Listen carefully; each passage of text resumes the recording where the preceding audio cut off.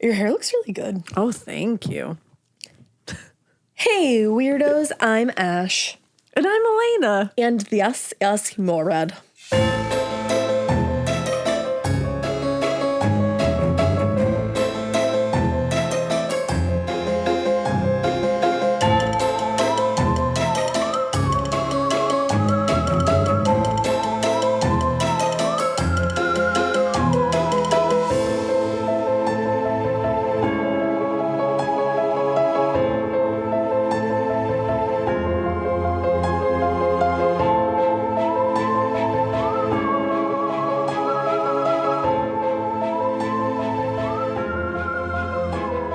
I feel like we should leave in the part where you said my hair looked really good because that was a very nice moment. I was going to say it before. I was going to say it again, I mean. No, I just like it. It should be before the episode starts. Like, that should just be. Yeah, it's how the recording started. Let's keep it in. Let's keep it in. Keep it in. Take keep out. it. Did we burp before we started? No, we didn't. I know. You never know. Not in this one, at least. Yeah. You know. Oh, did you burp? Mikey burped. Leave it in. Leave it in. Mention it all. Oh, R.I.P. Also, quick update. In one of my last cases, Jack Tupper, I mentioned a fucking horse owner named Bill Frankel, and trainer. Horse trainer. Right? Wasn't it a horse trainer? Or he was a horse owner. Oh, okay. And he hired Jack Tupper to be the trainer. And his name was Bill Frankel, and one of our listeners said that that's Bethany Frankel's late father. I myself need to do some digging to make sure that's true, but could be. When you said the name, I almost was like, is she any relation to Bethany? When I wrote it, I thought it, but I was too involved in the case that I forgot to go back and look at that little part. We all thought it. None of us said it. But, like, is that him?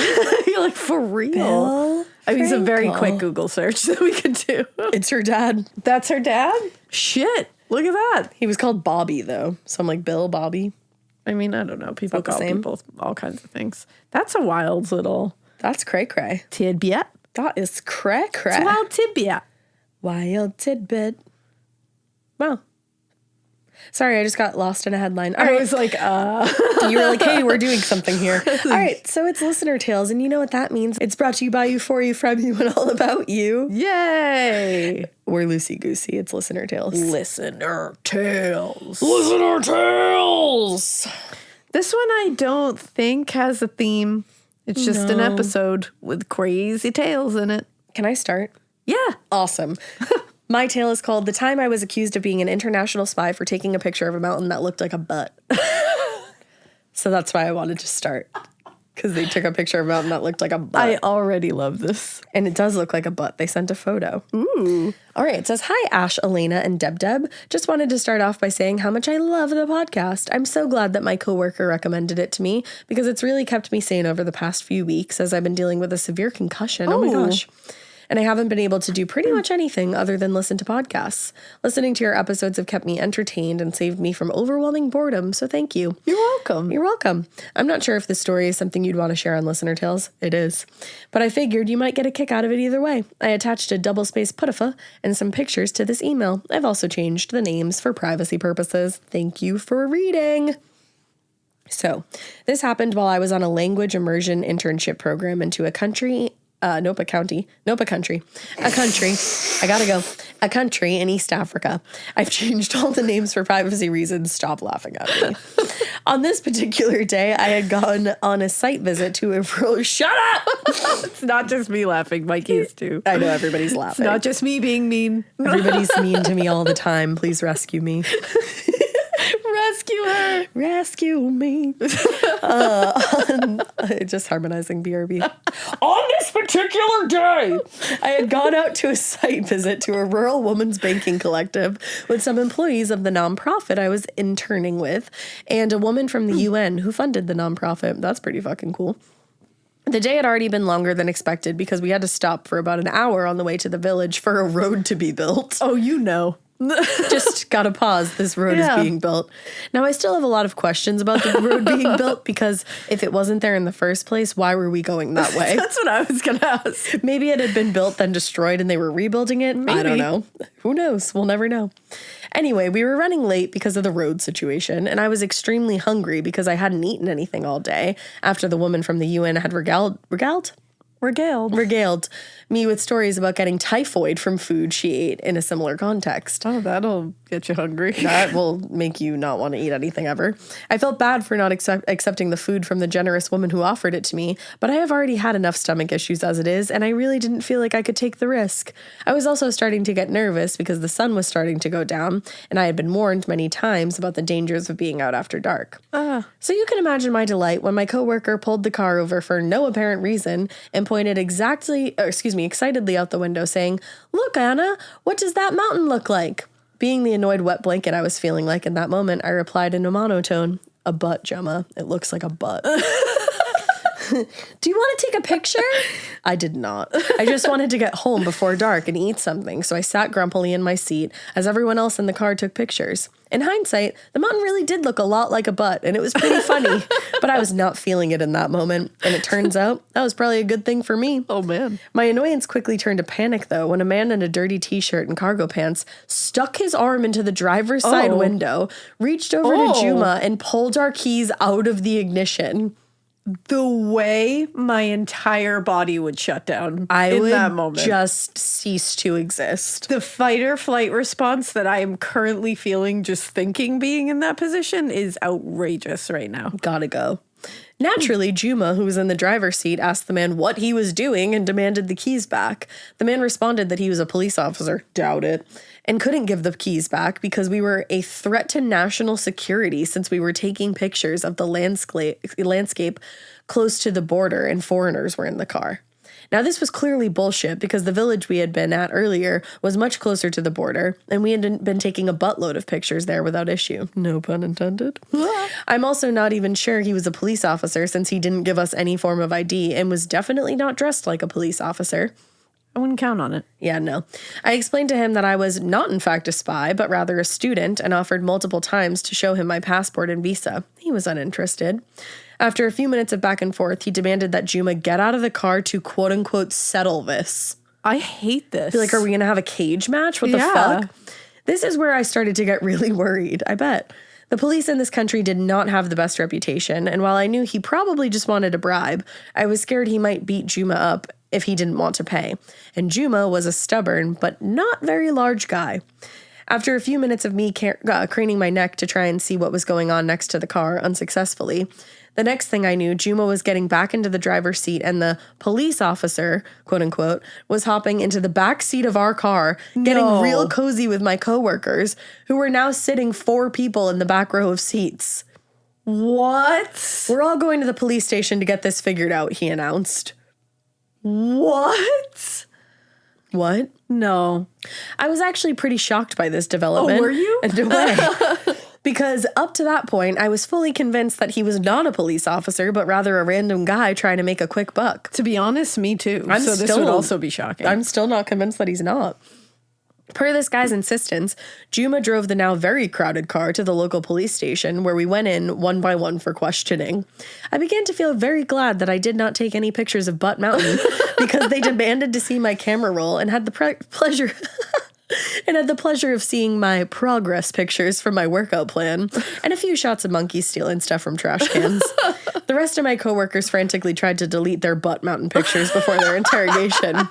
Much to my chagrin, the woman from the UN decided to use this moment to take a moral stance and refused to show them her phone because of diplomatic immunity. Wow. Being that my main goal was getting home before dark and getting something to eat, I tried to convince her to just let it go and show them her phone. She had already deleted the pictures of Butt Mountain, so I didn't get the big deal. Because she didn't speak the local language and the police officer didn't really speak English, I got the pleasure of being her interpreter. The police officer repeatedly demanded to know if she thought he would steal her phone and insisted that he had no reason to because he had his own iPhone. He's like, bitch, I have my own phone. He's like, I don't need your fucking phone. He also clearly did not know much or care about the UN or the idea of diplomatic immunity. The whole situation was just ridiculous to me, and I had no interest in being being the middleman, but there I was. In total, we were probably at the police station for about 3 hours before the quote-unquote supervisor. Again, I have no idea if any of these people were actually police officers, but I think the police we were at was a police station. Unclear. What? I'm so confused, came to see what was going on. This supervisor did have a healthy respect or fear of the UN, and when the UN woman told him she needed his name and badge number to report to the UN why she was checking in late, he insisted that we leave as soon as possible with a deluge of apologies. Wow. Unfortunately, I did not make it back before dark, but did get home safe despite having to jump into some underbrush filled with rats to avoid getting hit by a car. There were no streetlights on my road, so cars generally couldn't see pedestrians after dark. At this point, I still have a lot of questions about what happened that day, but I'm just happy to be able to look back at the story and laugh. Thanks for reading if you made it this far, and keep it weird, but not so weird that you pretend to be a police officer and steal nonprofit workers' keys and drag them to a maybe police station for hours when they're really just tired and hungry. For obvious reasons, I can't attach any pictures of Butt Mountain, but I've attached some pictures of the road being built here.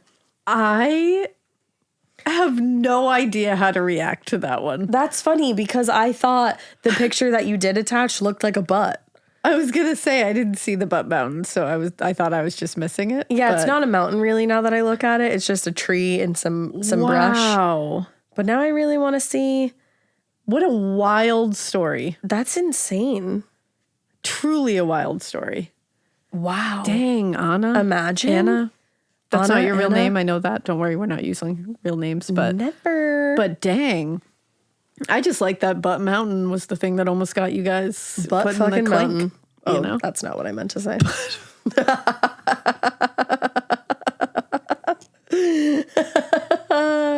Oh, Bye. man. All right. Well, I'm going to move on to listener tale. My husband was kidnapped as an infant by child traffickers. What? What? All right. Let's see what this is about. It says, thank you so much for the opportunity, Deb. Hey, Deb, shut up. Hello, weirdos. First of all, my husband is alive and well and was unharmed in his kidnapping. Good. I put the subject line as a question because this was my reaction when my mother-in-law told me the story. You can call me by a name I have always loved for a little girl, Siggy, short for a Norwegian name, Sigrid. Ooh. Oh, I like that. I was originally planning on using my real name and coming up with an attempted, witty, and humorous introduction considering my name is androgynous and is often mistaken for a man's. I am not a man and unfortunately have the postpartum bodily scarring to prove it. However, for the purposes of this story and to bend to the will of my I can never say that word. Catastrophizing. There you go. Right? Anxiety sounds good. I will be using aliases. That's totally fine with us. A few things before we get into it. Number one, I feel I should be shunned from the podcast universe for not having heard of your show prior to my book club picking The Butcher and the Wren for the month of October last year. Hey, that's awesome. Elena, your novel was amazing, and I loved every bit of that book. Thank you. In my defense, I tend to stay within my comfort zone when it comes to books, podcasts, and movies, and my particular podcast love is true crime, but one-story seasons, such as Up and Vanished and Serial. Really However, good However, that has all changed now because I cannot stop listening to your podcast. Thank you. Shout out to my fellow Morbid Weirdo listeners, Lauren, Erin, Andrea, and Katie. They all gave me permission to use their real names. Hell yeah, you guys. Hell yeah. Number two, since listening to the show, I've literally laughed out loud hearing Ash's unique vernacular term, including terms such as mans, thickums McGee, and engaged. Congrats, by the way. Also, being that I am I'm a sixth generation Appalachian. I always say it wrong. Okay, Appalachian mountain woman. I can confirm you just told me how it's pronounced. It's pronounced Appalachian. Thank you. I will hold on to that now. I firmly believe that anytime Appalachian is mispronounced, an ancestor of mine rolls over in their grave saying, bless their heart, dripping in old Southern lady condescension. So for the sake of my gone but not forgotten family members with cool-ass names like Icy and Zeta. Oh, hell yeah. Just say it correctly, folks. Appalachian. From And here honestly, on out. it feels right. It feels better. Finally, this story is not mine to tell. I take pride in sharing it because my husband was kidnapped is a great addition to Two Truths and a Lie. Truly. But ultimately, the only morbid-worthy happenings in my life have involved my father in a ski mask trying to scare me and a local criminal trying to escape the law by entering my house. Those are pretty good. Yeah, I feel like the second one in particular. And though both experiences were equally traumatizing, this story is much more entertaining and just freaking insane. I myself even found it hard to believe when I first heard it, but it's as true as a dog's love for its human. Oh. I do have a few what I've called Siggy side notes scattered throughout the story to clarify things or to add interesting tidbits. Those are from me, but the bulk of the story is from my mother-in-law's perspective. So without further ado, here is my mother-in-law Drew's story of her 5-month-old baby, T, kidnapped in Hawaii. Oh my God. She chose the name, and it made me laugh considering the podcast we are submitting this to. Hey, Ash's fiance. It is long, so if it doesn't get played on the podcast, I completely understand, but I felt y'all would appreciate the read given the story. I've attached the double-spaced putafa, another term I'm now obsessed with for your viewing ease, as well as the newspaper article about the story, so you know it's real. And some picture of my mother-in-law, my husband and I, and my own little guy for reference. Oh my God, the most beautiful child. Is adorable. So beautiful. Aww. By the way, Ash, she is a Libra and I'm a Virgo. Okay. Oh, there we go. We got a Libra in here. Oh, one more side note. My dad has some creepy stories like my aunt waking up in a cemetery across the street from their house as a kid and my Nana, pronounced Nana, being temporarily paralyzed by otherworldly beings. So if you'd like me to share those, let me know. Please do. We would like that. Keep on keeping it weird, my gals. Siggy. Oh, your family's so beautiful. Truly a gorgeous family. Oh my God, your little baby. All right. Many of us have had moments in life that we can look back on and realize how extremely brave and lucky we are for having gotten through them. For me, the kidnapping of my child was such an event. I just got full chills down my body. My body whomped. I remember the day clearly, October 10th, 1989. My son was just 1 day shy of 5 months and was very much still an infant. We had just relocated to Waikiki, thank you, from Cupertino, California. We had been living with my mom and my unhinged stepfather and wanted a new living environment for the health and safety of my son and I. I was a radio DJ by trade and had decided to go to Hawaii to work for my friend who was a new program director at KPOI, Honolulu's rock station. A few weeks prior to this incident, I had managed to secure a small studio apartment in Waikiki for T and myself. I recall being shocked at the extremely high cost of rent. I was on the hunt for a babysitter so that I could work in the evening hours. My general shift was going to be from about 10 p.m. to 2 a.m. After failed attempts at finding care through the people I had met, and after scouring the newspaper ads without success, I decided to place an ad myself. Several people responded to the ad, and in Hawaii, a lot of ladies take on childcare from their homes. Surely I'd be able to spot someone who was not a legitimate caretaker, right? This area is known for being very welcoming and family-oriented. One person in particular responded and left multiple messages. I was going through a few others and had not called her back yet. However, she called me again, sounding almost pushy about the job. I should have seen that as a red flag, as none of the other applicants had that same approach. But I really needed to find a sitter, and I honestly didn't think much of it.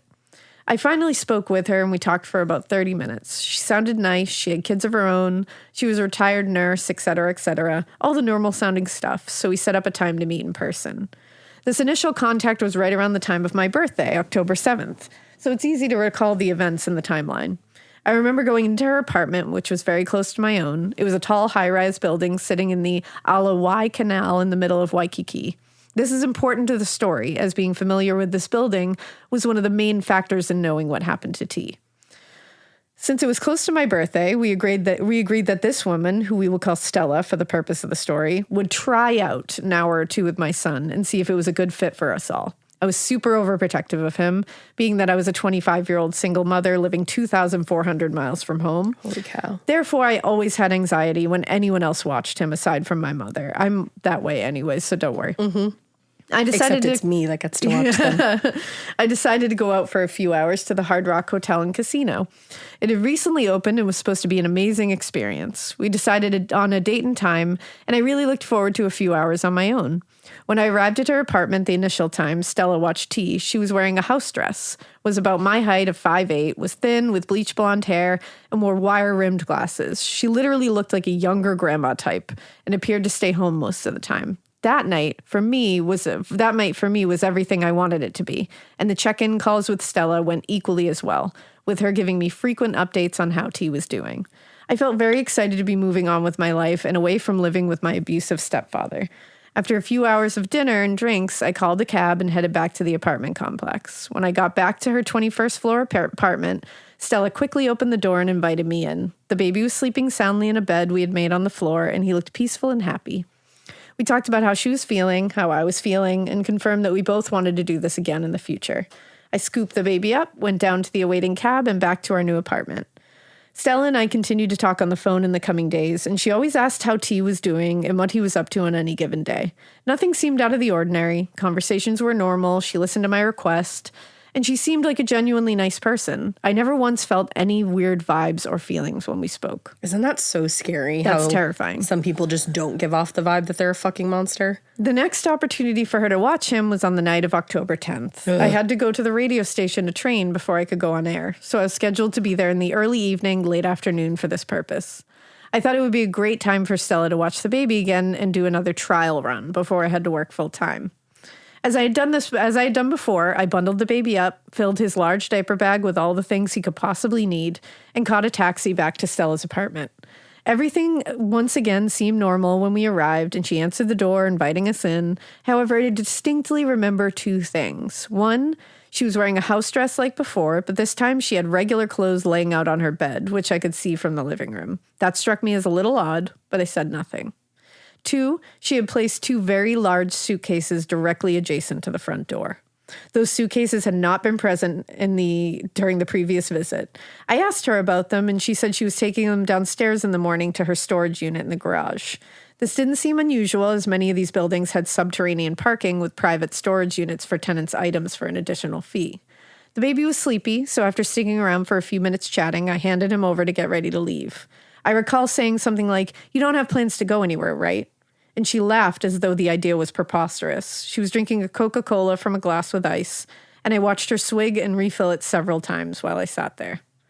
I stood up to leave, and as I left, I remembered that the lobby of her building had a large bank of phones. I'd been meaning to call my best friend Bill for several days and had not gotten around to it. So I decided I would use the phone in the lobby to update him on my new job and our life in Hawaii before going to work. This proved to be a very critical decision in all of this, because had I not stopped to call him in the lobby, Stella would have likely gotten away with kidnapping my 5-month-old. Ooh, I just got full chills all over again. Ooh. I walked to the bank of phones. That is some like mama power in there that you were just like, you know what? I'm going to stop right now. Yeah. I'm not going to wait till I get to the station. I'm going to stop right now. I walked to the bank of phones and remember getting him on the line immediately. He sounded relieved to hear from me and was asking all about the baby. I told him about the job and the new apartment, that I was excited about finding a babysitter, and that I was in a really decent place mentally. Oh. The phones were situated in the lobby so that when you used them, your back was turned away from the front door. Therefore, if anyone were to exit the building and walk by you, you would most likely not see them. Just before Bill and I said goodbye, he said, "Please take care of T. And if I were you, I would go back up there one more time to check on him." What? Fucking Bill. Why would you say that too? Like, that's kind of, like, you wouldn't think your friend would just say that He's randomly. Just like, you know what? You just got a feeling. This was the best piece of advice I have ever received. I hung up the phone and jumped in the elevator, heading back upstairs to Stella's apartment. I remember walking up to the door I had just left 15 minutes earlier and seeing that it was slightly ajar. It caught me off guard and I pushed on it, immediately calling out her name. No one answered. I ventured further into the apartment and realized Stella's house dress was thrown on the bed. The clothes she had laid out earlier were gone, the lights were off, the TV was off, and more importantly, my son, Stella, and those 2 suitcases had vanished. Oh my God. My heart just dropped for you. Truly. I began to freak out, and I could literally feel the fear and adrenaline pumping so hard in my heart. This could not be happening. I must have been seeing things wrong. She had to be here. Where was my baby? My thoughts were racing, and I started hyperventilating. I was completely overwhelmed. My first thought was that perhaps she had just gone to take the garbage out. They had a separate garbage room in these buildings requiring you to walk down the hall to throw your trash away. I ran as fast as I could down the hall, shrieking her name because I was just so scared. Where had this lady gone with my baby? Oh my God. I jumped back on the elevator thinking I would ride down to the security desk to the lobby and ask them if they had seen her or the baby. When I approached the desk, I asked the 2 men sitting there if they had seen Stella come down the elevator or leave the building in any way. They both nodded their heads and pointed to the door. I asked, did she leave? They both nodded again, and one said she was carrying a baby and almost slipped on the floor, nearly dropping him on her way out of the building. I could not believe what I was hearing. Why? Why did she leave? I asked the officer at the desk to call 911 and report a missing child. I talked to the police and gave them a brief account of what happened, all in between sobbing and hyperventilating. The police assured me they were on their way. After I hung up with the police, I asked the security people to begin calling all taxi services in the area so they could determine which taxi may had possibly picked her up. They called at least 6 or 7 cab companies, and each time they were told that no one had anyone that sounded like Stella or a baby in their car. By this time, I had gone out to the front lawn in front of the apartment building and was sitting on the grass, bawling my eyes out. I'd been through so much bringing this baby into the world alone just a few months before and thought, after everything we've been through, this is how it's going to end. Oh my God. Before long, several police vehicles pulled up. I recall there being a large police presence with an ambulance in tow as well. It was during this period that I kept trying to figure out a way to make it back into the apartment building and up to the very top to jump off the roof. Oh my God. I know it sounds scary, but I really thought that if my baby was gone, that I really did not want to be on this earth anymore. The police asked me questions, mountains of questions. How did I meet Stella? What did she do for work? What did she look like? What phone numbers did I have for her? How many times had you watched him before today? And on and on. I was completely overwhelmed, and to this day, have never cried so hard in my life. After sitting outside with the police, I could hear the radio traffic on their police scanners as the situation progressed. I couldn't understand everything as they were using codes, but evidently they were pursuing some leads in the case, and we were to stand by. I cannot recall exactly how long we sat there waiting for any type of news, but it seemed like 2 hours at least, probably more. I remember one of the officers, a large Samoan man, sitting next to me on the grass, reassuring me everything would turn out okay. Oh. I really didn't believe him, but I kept nodding my head. Just then, an officer on the radio said the words my entire body had been aching to hear. We got him. We got him. We found the missing baby. Oh my God. My whole body is literally, covered. I was just going to say chills. Like I have goosebumps on my legs right now. Everyone around me cheered and high-fived. We were all so excited, and this was still very much a police investigation. Even though they had somehow managed to find him and Stella, things still needed to be sorted out, and the place to do that was the police station. I was in a squad car and driven downtown to the Honolulu Police Department. It was a low-slung building on a side street with yet another subterranean parking structure beneath it. I was led into a fairly large room that was dark inside with windows covered by dark drapes. I was asked to sit at a large rectangular table in the center of the room with a very large reel-to-reel tape recorder in the center. It was the classic, "We just need to ask you a few questions," mantra being said to me. I agreed, but kept asking where my son was and when I would be able to see him. They asked me numerous questions over and over again, framing it in different ways. Why did I give my child to Stella? Wasn't it true that I no longer wanted him? Oh my God. So she must have said she sold him. Yup. Had I called to check on him while I was gone, either tonight or on the previous occasion she had watched him? I simply tried to calm myself down and answer all their questions clearly and honestly to the best of my ability. I understood they had a job to do, but it was an interrogation-style interview. I felt confident in my heart that everything would work out and that I would be getting my baby back soon. Suddenly, there was a commotion at the door of the interview room, and we learned that they had arrested Stella and were bringing her downstairs to the jail. They wanted me to go down there and see if I could identify her. I recall feeling so much anger that she had done this and was really looking forward to seeing her face to face. As the patrol car rolled in, I could clearly see a set of legs kicking at the glass of the rear door of the squad car. Oh. No face, no torso, just legs. That's so creepy. When the car came to a stop, an officer got out and walked around to let Stella out of the car. They grabbed her by each arm and walked in my direction. Immediately, her eyes met mine, and she began cursing at me, saying I had given her my baby, that I was a liar, and that she was taking care of him because I wasn't, and so much other utter bullshit. She is disturbed. I screamed back, and I think I called her every name in the book. I was feeling homicidal at that point and really did not care about anything else aside from getting to her. The police had to repeatedly hold me back as she passed by and went into the jail. By this time, it was dark outside, and the officers escorted me back inside the building to wait. They informed me that T had been taken to the hospital as a precaution to be checked out for any injuries or sign of abuse from Stella.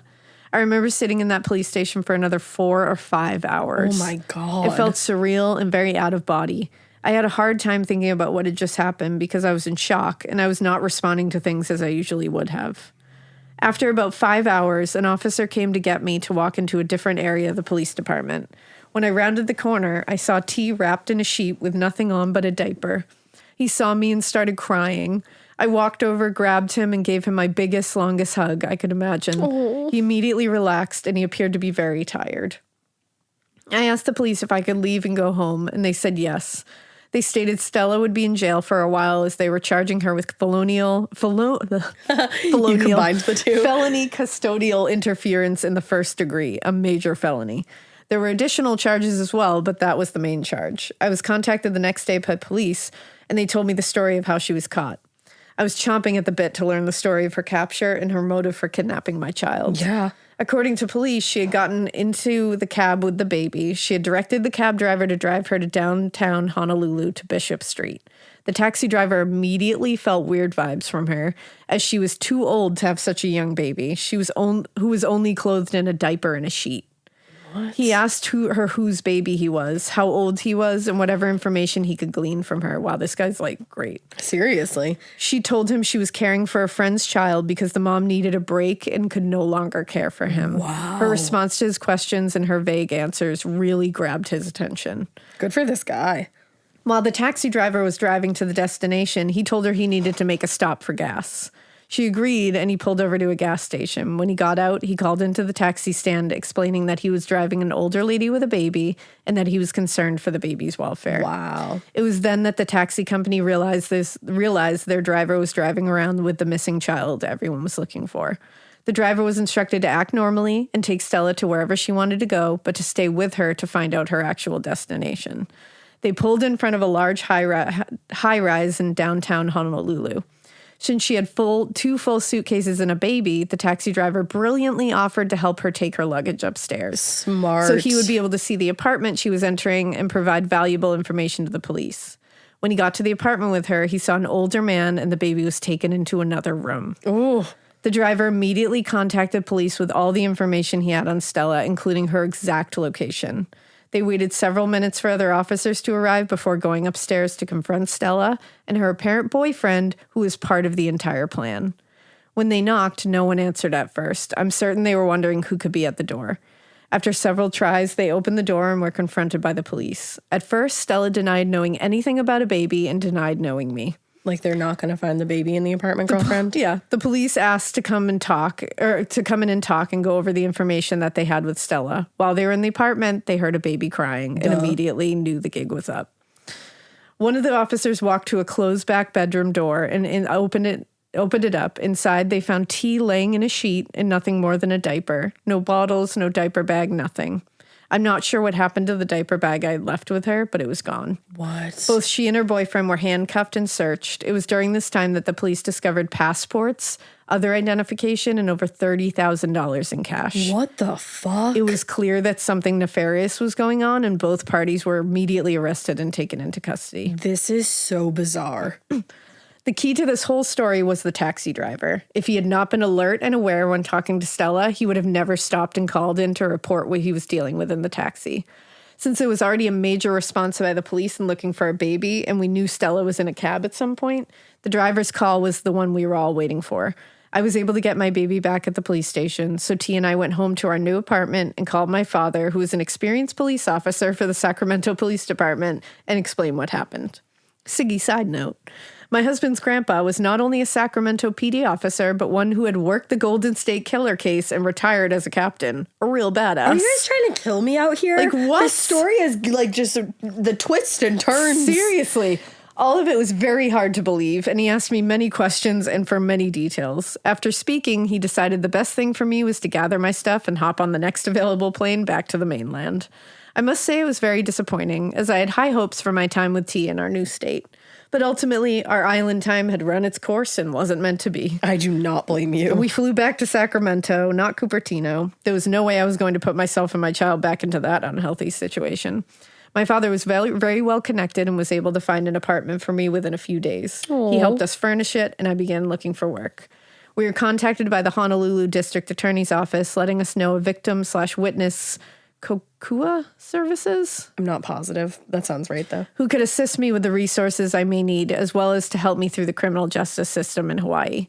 They also told me that it might take some time for the case to go to trial, and that Stella had been released on bail with restrictions. The fuck? She was not allowed to leave the state for any reason, and she had to check in regularly with the probation officer to stay free until trial. She agreed to this. It took approximately 2 years for the case to wind its way through the court system, and I was surprised when I received the call that we had a trial date.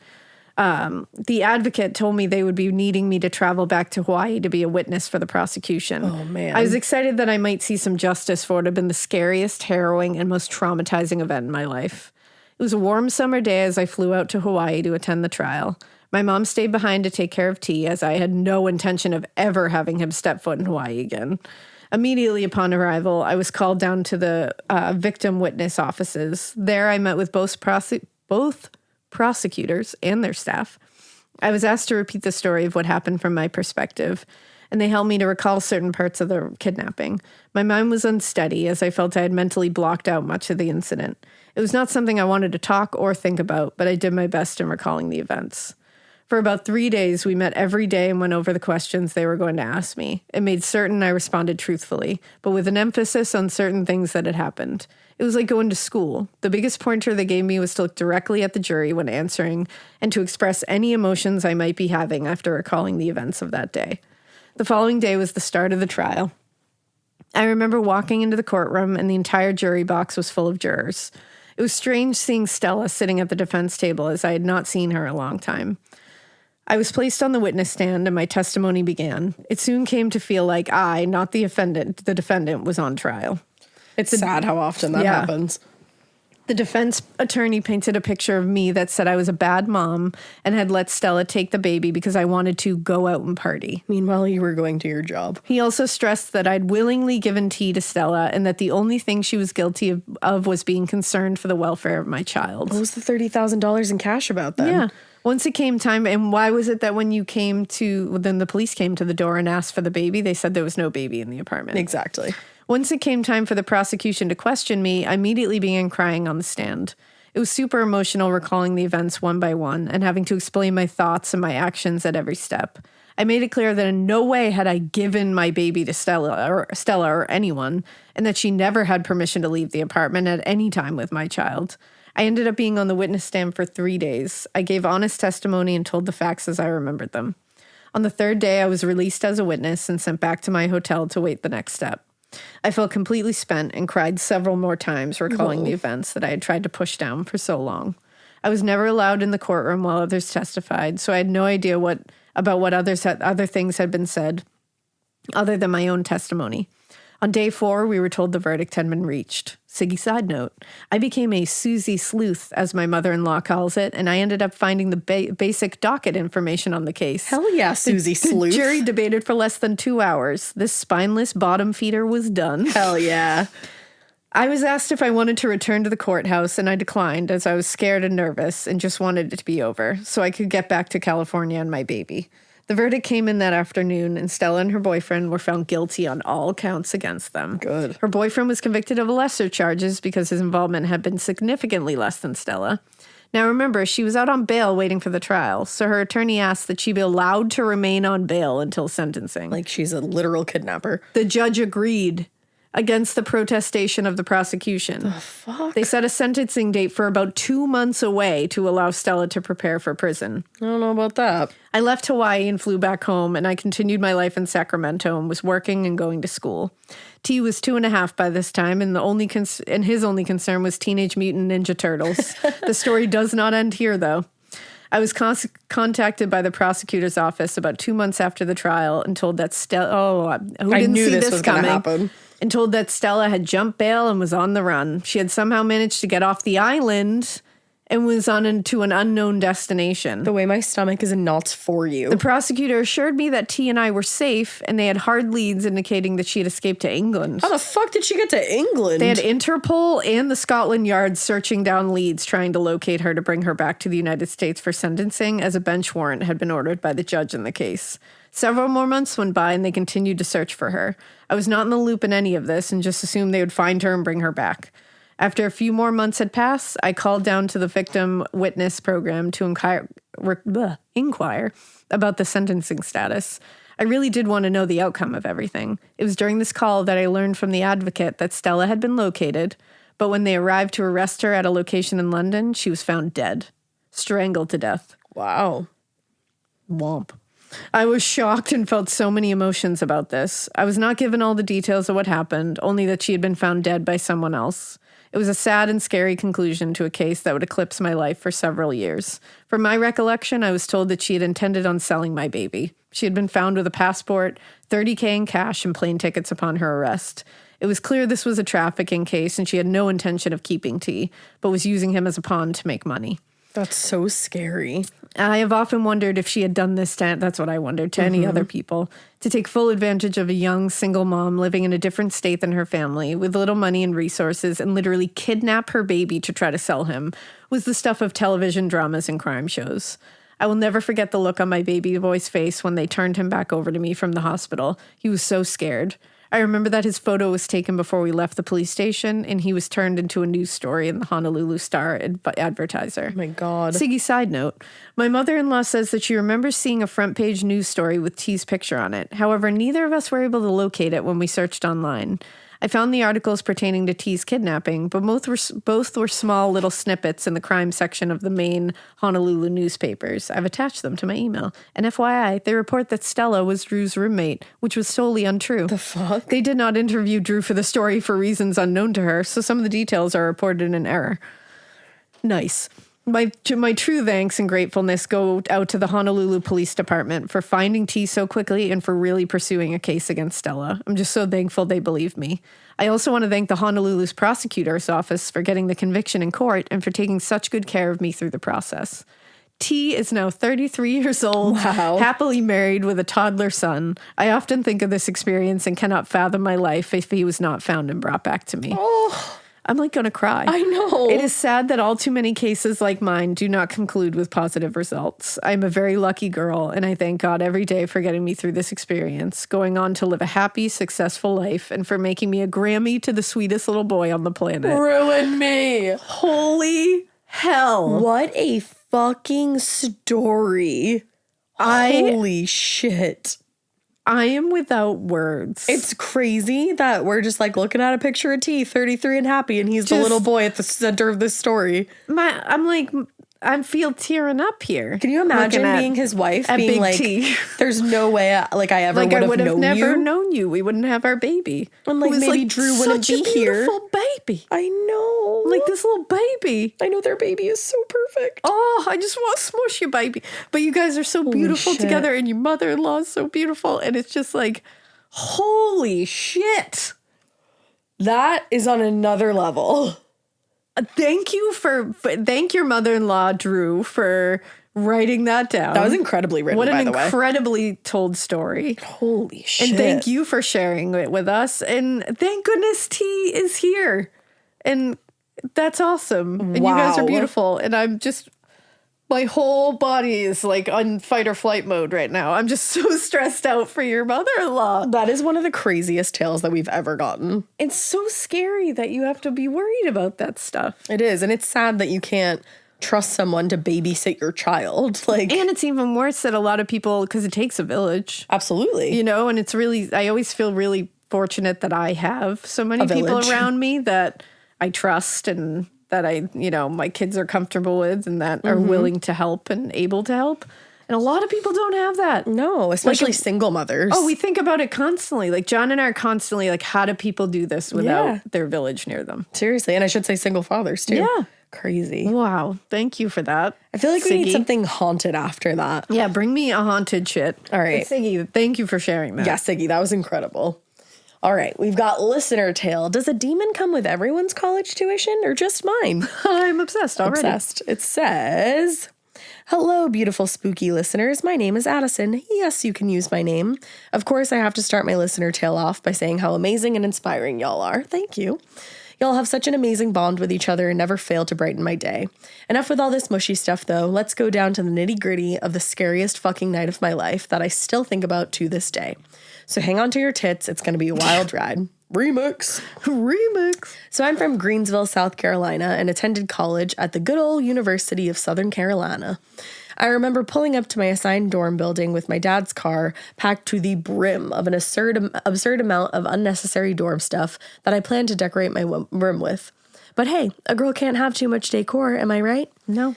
You are right. You are absolutely right. A short commute to the, on the short commute from Greenville to Columbia, I was picturing my dorm to be super cute and homey, but boy, I was wrong. I stepped one foot into that apartment-style dorm and took one look around, thinking to myself that there is no amount of home decor in the world to fix this place up. I mean, the place literally looked like Satan himself lived in that very dorm. Was it goth? Maybe.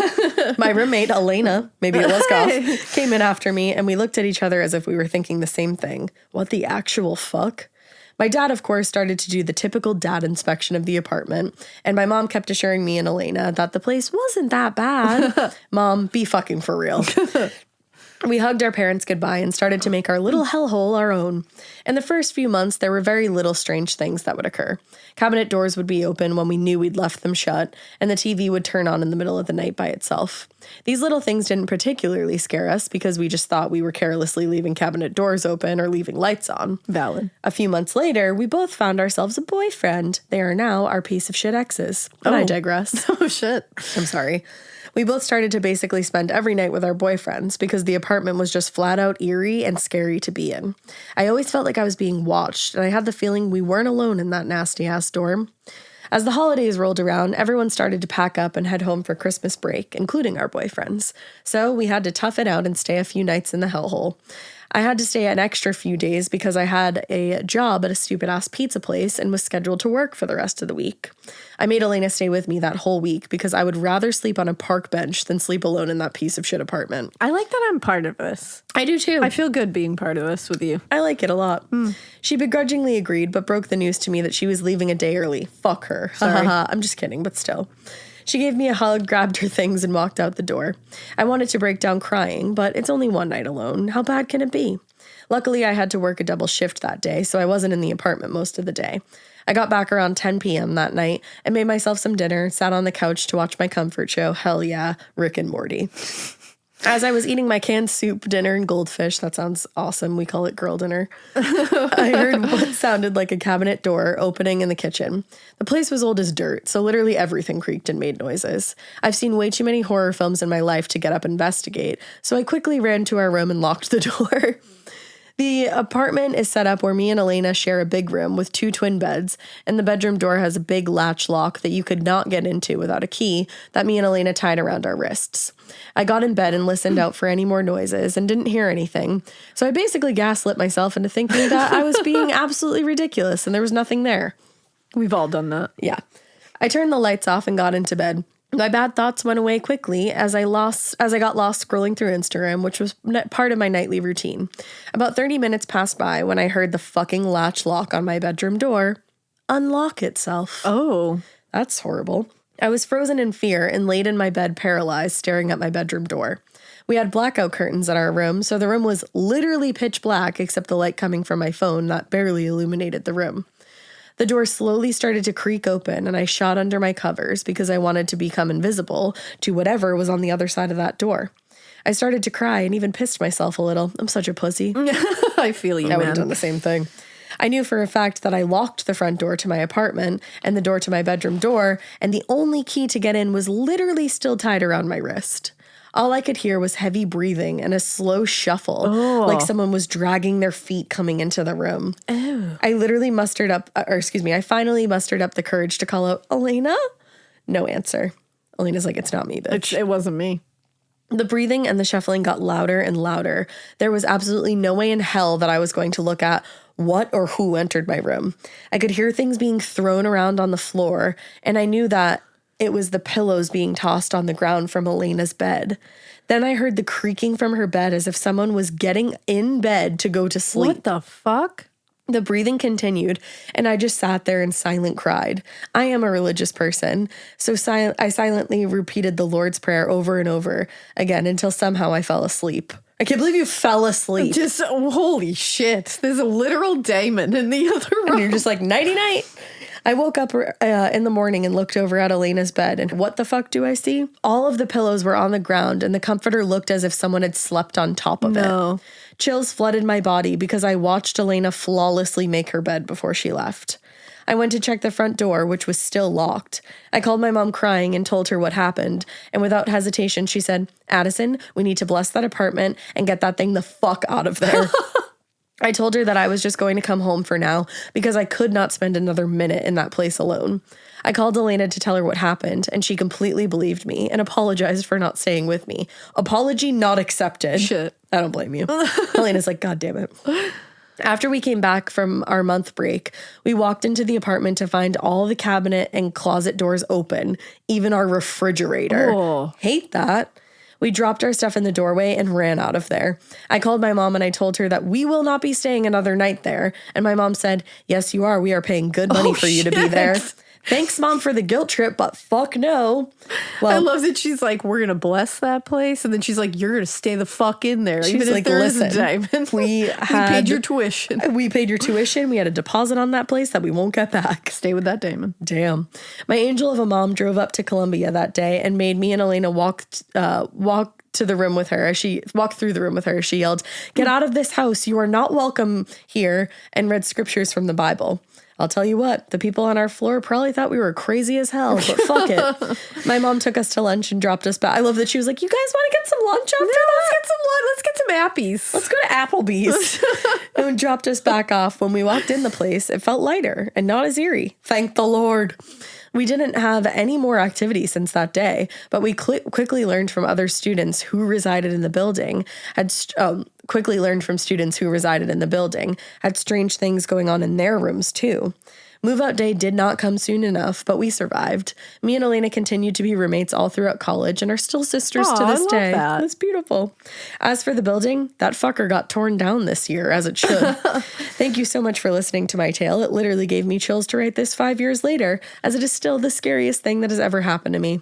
I love you both, and I hope you have the best day. Much love, Addison. Oh, Addison. Addison, that was terrifying. We hope you have the best day. And thank goodness you were out of that fucking dorm. For real. Because holy hell. No pun intended. My God. Maybe a little pun intended. That was totally intended. Don't lie to the girl. Don't lie to the girl. That was intended. Wow, Addison. That was a lot. Should we do one more? All right, let's do listener tale of a haunted Airbnb told by an East Coaster playing the character of a Midwesterner. Obsessed. Damn. Sorry if I'm like slipping over my words. I had like a dental procedure done yesterday and, you know, it shit happens. You better get it together. Sorry.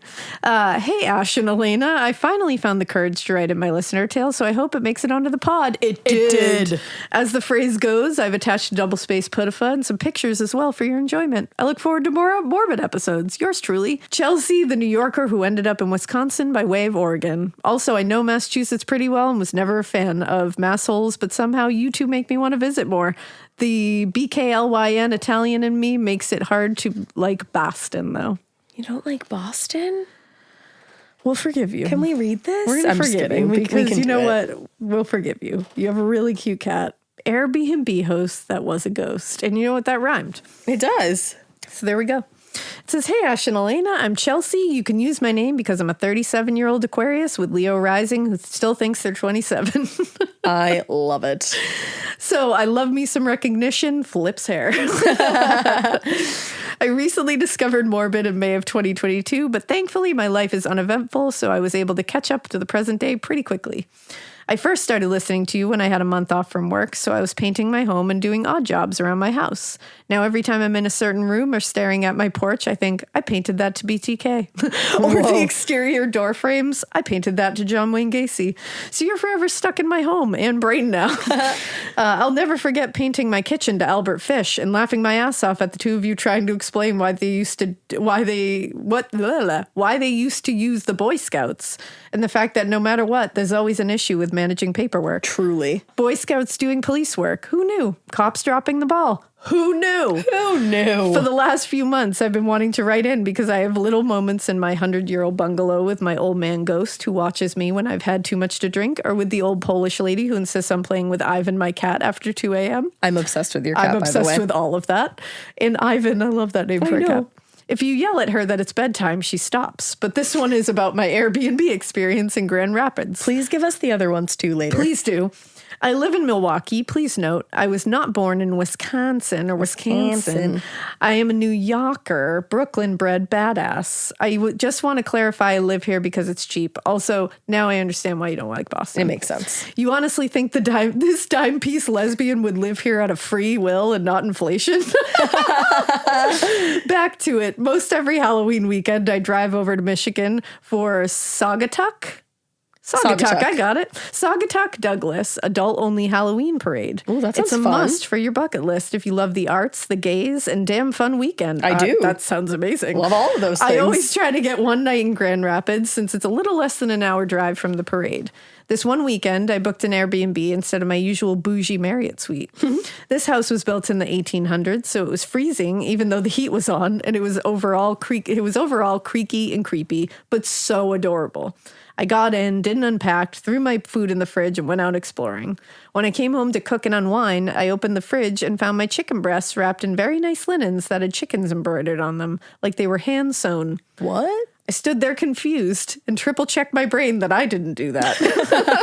I drank a lot at this time and smoked a lot, too. I could have done it, but I know I didn't. Why would I cover my breasts? I ignored it, made dinner, and went to the living room where I proceeded to pass out. However, many hours later, I woke up freezing, so I got up to hit the bedroom, and I passed the bathroom where I noticed all the bathroom products were on the floor. Like someone went in and had a hissy fit over the fact that Tresemme was the shampoo provided. It was me. I knew that I didn't do that, so I took note and headed into the bedroom. I love that you're just like, I didn't do that. In the bedroom, my stuff was neatly placed at the foot of the bed, and one side of the comforters was folded down as a way of inviting me into bed. What the fuck? I also knew I didn't neatly place anything, and the bed originally did not look like this. So now I'm spooked, and I creep into bed, totally wigged out of my brain, thinking, is my Airbnb host a ghost? Yes. And as I'm laying there trying to fall asleep, trying not to wig out, I hear pacing in the kitchen. As if someone is preparing a meal, pots moving, someone walking around the island, the fridge opening. So suffice to say, I did not fall asleep. I also did not go out and investigate. Nope. Fuck that. It can't be a mean ghost if they're trying to meal prep, right? I don't think so. My ex-girlfriend joined me the next day because that's what lesbians do. We break up and then take a mini vacay together just to make sure we know the reasons why we broke up. Wow, if that's not the truth. I love you. I told her about my exhaustion and experience, but she doesn't believe in that stuff and said I was drunk. Well, guess who heard the meal prepping after 2 a.m.? Who's the drunk now? Still me at this time. The morning of checkout, I messaged the host and simply said, your place is haunted. To which she simply said... I love that you were like, hey, by the way, your fucking place house is haunted. To which she simply said, yes, we know, and she's very nice. What? To which I simply said, yes, she felt motherly to me, trying to take care of me. I rated her 5 stars. She rated me 5 stars, and I left. That's incredible. I live in a spooky house, but I'm very cordial with my ghosts. They do nice things for me, like fix my lights or play with Ivan. That's awesome. I'm also an Airbnb host, and have only been told some folks hear footsteps. My medium, yes, I have a medium, came to my home and told me all about the folks who live with me and how they watch me when I renovate and paint, and they love Ivan. Aww. Sometimes Ivan and I hear walking around downstairs, or we smell cologne, but meh, it's just the ghosts. But that Airbnb stay was perhaps the creepiest experience I've had. I'm sure the tequila did not help the situation. Never does. If you're ever in Milwaukee and need an Airbnb in a classic 1920s bungalow, look me up. If you end up going to Saugatuck, I hope that's how you say it. I think it is. For the dope-ass Halloween parade, make time for Grand Rapids. The old houses are off the charts there. Google Heritage Hill. And thank you if you ended up reading this on the pod. I told my homies if you did, I would make them listen to it daily for a month straight because, again, Aquarius, Leo, flips hair. Well, homies, get ready. Attached is a picture of Ivan and a picture of the front of my home that Zillow took clearly during the month of October because I had it all decorated. Peep that handmade life-size Michael Myers. Ooh, handmade. I got to see it. Out of all the things I've accomplished in my life, this is in the top 3. Let me see it. Let me see it right now. Let me see this. Let me see this. Oh my God, look at that. Holy shit. I didn't spot it at first, but then I did. Damn. That's terrifying. You should put that in the top 3. Also, Ivan is beautiful. I love Ivan. And I also, love an all gray cat. You are beautiful. You are. You are a dime piece lesbian. A dime piece lesbian. You correctly described yourself. I'm obsessed with this entire story. Chelsea, that was an amazing story. Also, I like the color of your bathroom. Good call. I just love that your ghosts take care of you and play with your cat. I know. That's nice. That's awesome. I really like that. Sometimes you're tired and like you love your cat, but you don't want to play with them and you wish somebody else would. Well, I like that your medium came and confirmed that. Was just like, you know what? They like you and they're going to take care of you and play with your cat. Yeah, I also like that you have a medium. I'd like a medium that I just have.